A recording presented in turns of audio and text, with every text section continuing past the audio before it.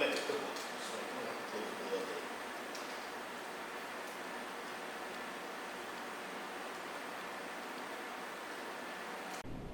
right, welcome back to another episode of Inside Hoopmaps, where we give you the insides of our own business, which is Hoopmaps Rec Tech, and it's a broader show about sports and pop culture in general. So we're back again with another episode. I'm Dominic Morris here with Dante. Yeah, good to be back.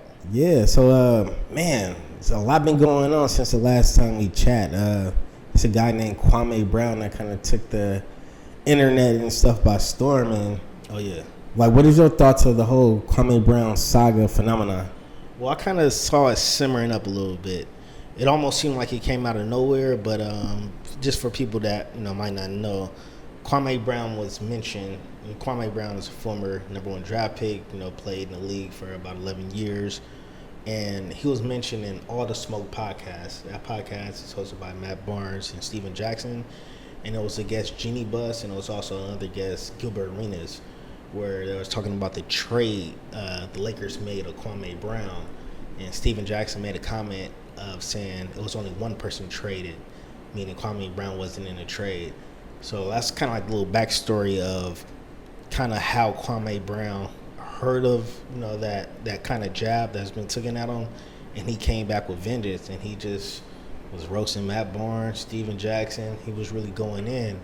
And I think this is something very interesting in sports media, because the narrative has always been that a one-time player, a bust, and just kind of defining somebody's character off of how they play, off their expectations. And we believed it. I mean, like, when coming a big person that you mentioned at Stephen A. Smith, it's kind of like propaganda. He always mentioned that he was a bust, and we just kind of took his word for it. Right. And then when Kwame Brown kind of broke it in, said, "Hey, I was 18 years old, 17 years old when I got drafted. Right.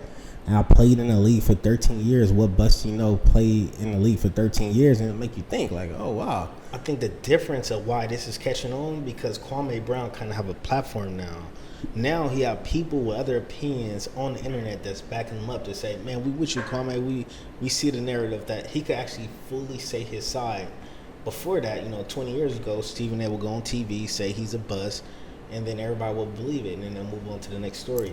I think it's a bigger issue too, though. I think it's fatigue of like mainstream sports media too. I think there's so many alternatives now, right? But there's a beat. There's a beat, pretty much. You ever notice, like, on the big shows, Fox Sports and ESPN, those two channels respectively. Like, if there's like a newscast, like you look at Around the Horn and you look at the topics or Partner Interruption, and then you look at all the other conjoining shows, it's like dictated what the news is, right? And it's portrayed a certain way. And what Kwame Brown is doing is kind of giving you a different perspective, kind of really unveiling like the regular audience to see, like, whoa, man, this stuff kind of agenda. Because, like, I didn't see how he broke it down, especially when we're talking about Stephen A. Smith, how he wanted to be in the good graces of Michael Jordan. And then, I mean, Kwame Brown, he kind of had more validity, because, like, I think if The Last Dance didn't come out, people wouldn't look at Michael Jordan like how they look at Michael Jordan now. People thought, they didn't know Michael Jordan was like kind of a shrewd guy, until The Last Dance came out and he had his teammates. To the masses, people that knew. Well, all right, people on the inside knew it was like a hidden secret. It was the biggest hidden secret. But now it kind of came out like kind of his personality. And then when he was the GM, people always wonder, like, how did he just abruptly get fired from the GM to the Wizards? You know what I'm saying? And kind of figure out how he was treating the players, and then how he didn't really want Kwame Brown, he wanted Elton Brand, and how Stephen A. Smith kind of put a hand in that of letting people know, kind of doing the bidding for the NBA, letting the public know, like, hey, high school players is not good for the NBA. They need to go. That's true. They need to do a one and done year thing. They need to go to college, and it was a big push for it, and I could see how that makes sense. Well, you could kind of circling on that, and then we'll get back to Kwame Brown. But if you kind of see what's going, you see the trend is going with these one and done players. At first, they don't know what to do with it. They'll go to these blue chip schools, Duke, Kentucky, Kansas, for 1 year, and then they'll go to the league. It's almost like they're stepping stone. And then in these last 2 years, LaMelo Ball, you see like all these other players going to Australia, going overseas. Because that rule is in place. You can't go straight out of high school no more. No, but I'm saying, and then now you see what the G League has done, stepping up, paying kids right now $1 million, to play 1 year in the G League. G League to me is comparison to Apple Music. It's kind of like it's supposed to be the development ground for stars to go in the NBA, but they don't really know what to do with it yet. But they're trying to compete, with the Australians, overseas, the college players, but I could see in the next 5 years that it's going to be straight high school to the pros again. But colleges is going to get gypped, and they're trying to figure out how could they get their lesson in. Well, I look at the G League like a no frills type of league. It's the minor league system like what baseball is. It's not meant to have sellout crowds or to see it's meant for strictly journeymen, and it's meant for up and comers, bro, to hone their skills and battle it out to get on the next stage. But if I'm a young star, I get all the hype coming out of high school. I'm a Zion Williamson. I'm a 5-star recruit. I could play in the league technically tomorrow. What would my choice be if I'm a 5-star recruit? Would I go try to play for Duke? Would I go to Australia and be an instant millionaire? Or would I try to go to G League, already be in the system, and then get redrafted? Because that's the thing with the G League too, right? Like there's no ties to the organization, though, right? But it's like, I think Ignite. I think that's a team. I think that's the NBA's team, though. It's okay. NBA Ignite. It's not like San Antonio Ignite. Okay, so it's not like Santa Cruz Warriors or Stockton Kings. It's no affiliate to it.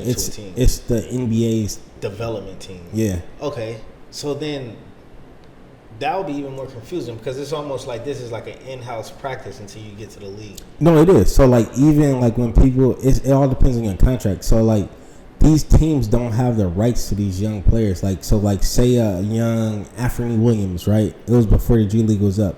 He was supposed to be in the Portland Trailblazers organization, but he did like a internship at New Balance or something crazy like that. Right. But he's like 18 or something like that. Right. Yeah. So he kind of redshirted in the NBA.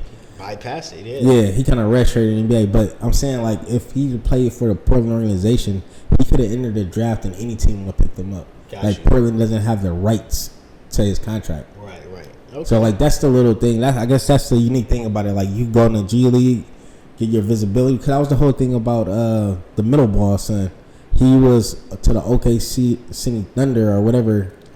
Maybe it would have been Detroit. Blue. OKC Blue, right? He was in the OKC Blue.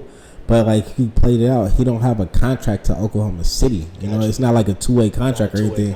It's like you playing in there as a regular contract, and then you're eligible to go in the draft. How you think over time this will stretch out? I mean, because technically, if you got young stars together, like, it's a huge opportunity. Out of Napa, right?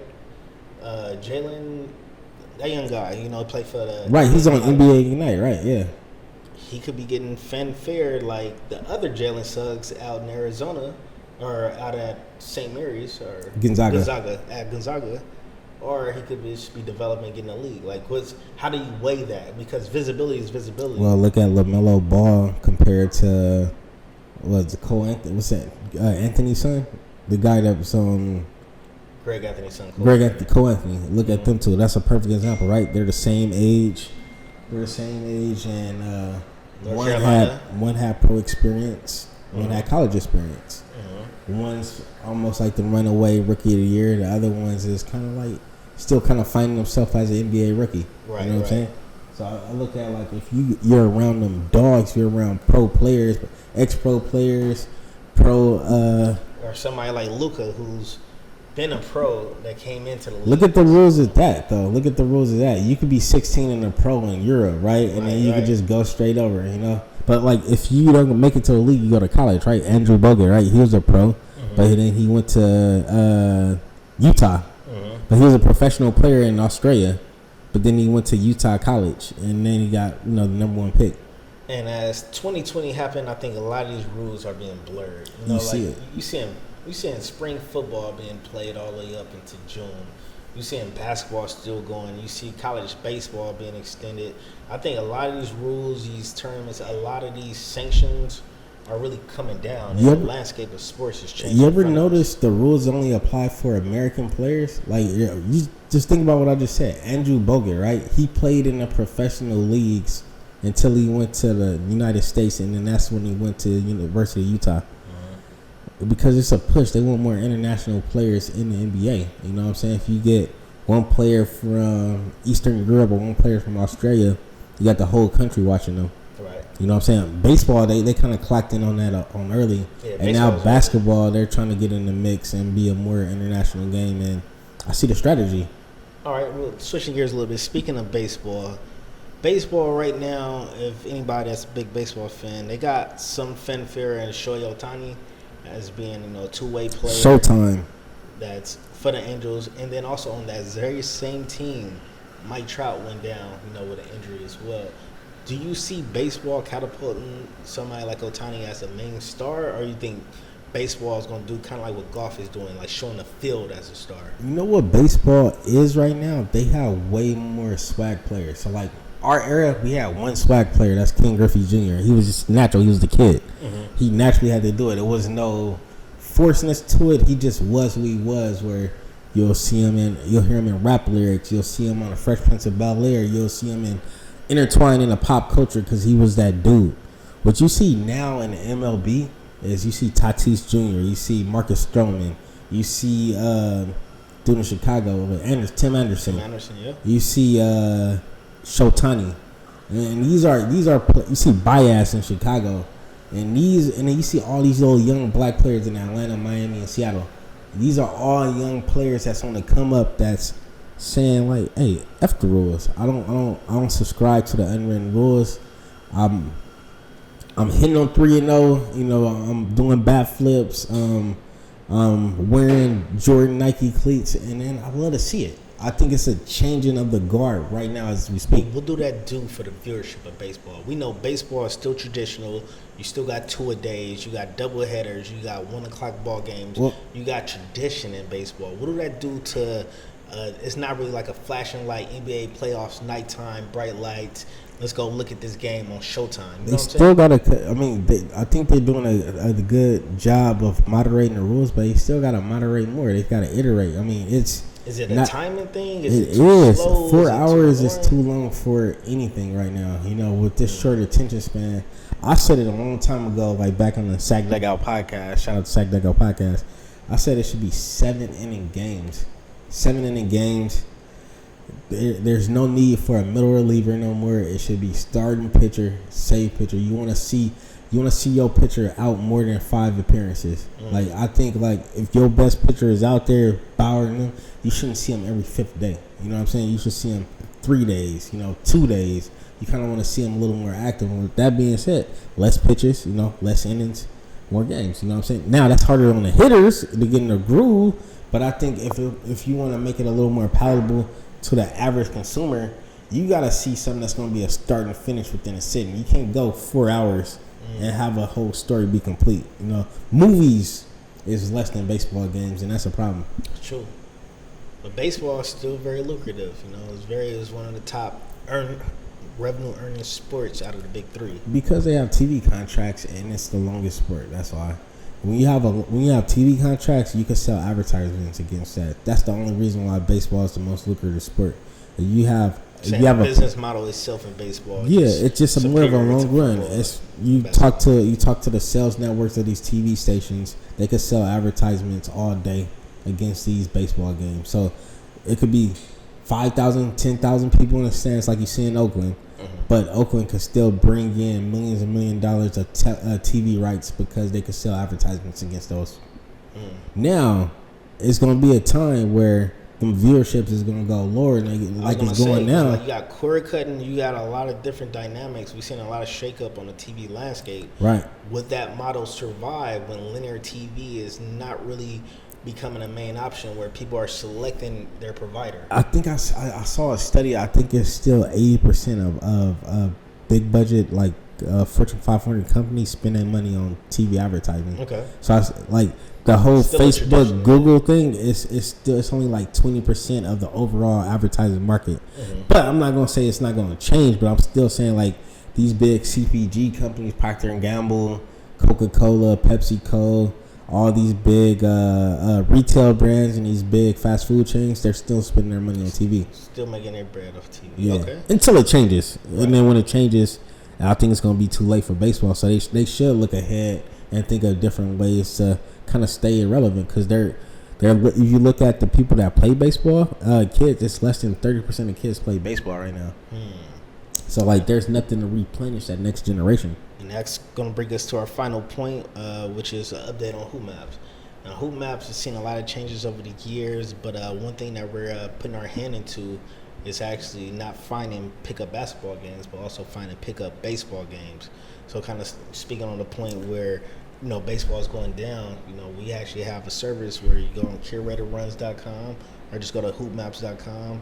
You look for the next local baseball game in your area. You can sign up and you can really log in and play. And that's one thing that we want to bring to the market and bring to the whole Hoopmaps experience. Yeah, I mean, it's all about, we were baseball guys growing up, and we just wanted to open up to more sports. We said from the start of it, it's not just going to be basketball focused. So if you go on curatorruns.com, you can look at soccer games. You could look at volleyball games as well as baseball pickup games, along with basketball games as well. So we want to have that brand, Curated Runs, kind of a little more open to other sports. So if you're looking to play more sports, we're trying to connect you to play the hobby that you love. So Curated Runs or Recess, still working on the name of that, but curatorruns.com, you can go and see what your sport, what your hobby, and play with it. Yeah, and that was a quick update from us. We'll be back. We'll make sure we talk to you guys more often, come out with some more updates. But I'm Dante. I'm Dominic. We'll see you next time. Peace.